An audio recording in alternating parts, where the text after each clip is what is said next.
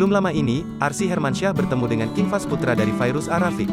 Momen pertemuan itu terjadi saat King Fahz merayakan ulang tahunnya ke-10, kala itu Arsy Hermansyah turut hadir. Pertemuan King Fahz dengan Putri Ashanty dan Anang Hermansyah itu sontak menjadi sorotan publik. Keduanya dianggap serasi saat bersama, bahkan orang tua dari Arsy, Anang Hermansyah dan Ashanty kala itu juga sempat berniat ingin menjodohkan mereka.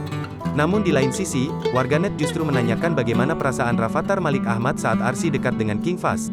Seperti diketahui, selain King Fahz, Arsy juga dijodoh-jodohkan dengan Rafattar. Lantas, baru-baru ini, Atta Halilintar selaku kakak ipar dari Arsy akhirnya menanyakan perihal ketampanan King Fahz dan Rafattar. Arsy mengakui bahwa keduanya sama-sama ganteng. Semuanya ganteng, kan teman Arsy, ujar Arsy dikutip dari kanal YouTube Sabtu, tanggal 9 April tahun 2022.